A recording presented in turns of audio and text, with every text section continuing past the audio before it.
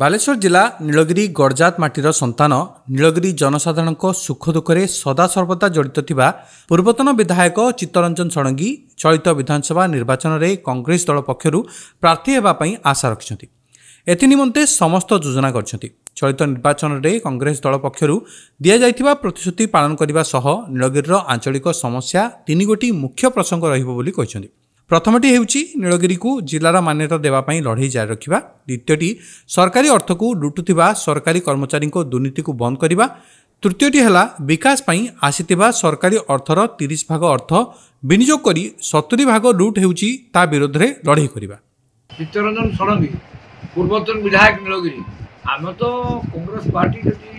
मत निर्वाचन लड़े कहे तार मुझे निर्वाचन लड़बी एवं आपणकर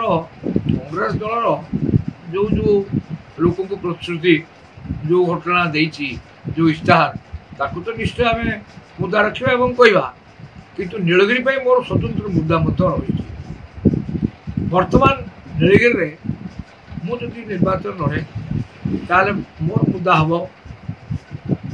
गत 50 वर्ष धरी मु नीलगिरी लोक सेवा कर क्षमता था कि न था मु क्षमता थाए कि न थाए मु लोक संग्राम कटिकिया गरीब मेहनती आदिवासी जनसाधारण महिला छात्र युवक यांकर स्वार्थ लड़ई कर तेणु मो लोक को भिक्षा मागि 50 वर्ष मुझे तुम जो सब कार्य कर 5 टका नहीं बा मोर संपत्ति देखा जाऊ 50 वर्ष भितर मो घर संपत्ति मु लक्ष लक्ष टका बर्बाद करी जमी बिक्री करी किंतु मु लोक 5 टका नहीं कि मु संपत्ति किसी बढ़े जो माने समाज रे वर्तमान नीलगिरी जो माने राजनीति अच्छा प्रार्थी को उद्यम चाहते विभिन्न दलरू से हिसाब करा जाए केते संपत्ति थिला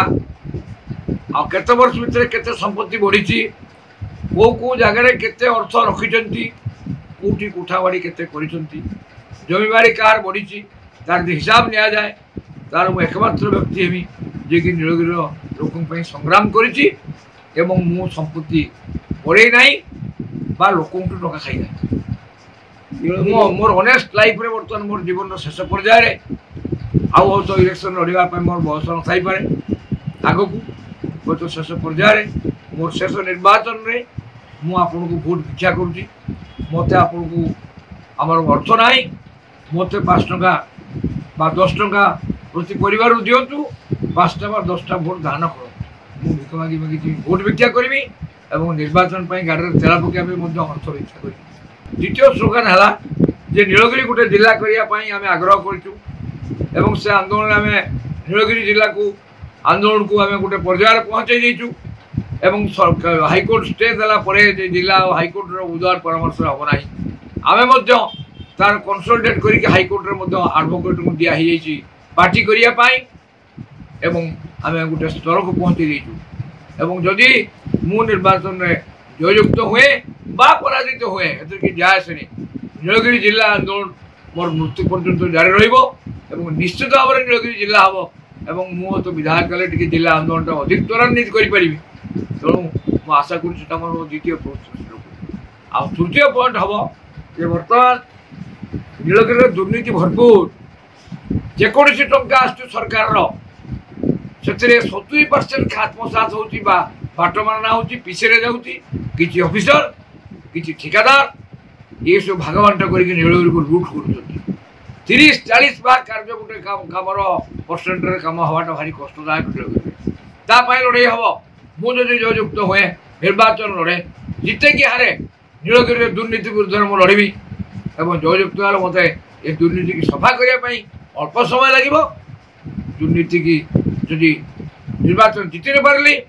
ताले लड़बी अधिक समय लगे। बालेश्वरु कैमरा पर्सन प्रफुल्ल कुमार महांती जिला प्रतिनिधि सरोज कुमार बारिक रिपोर्ट चतुर्थ स्तंभ न्यूज।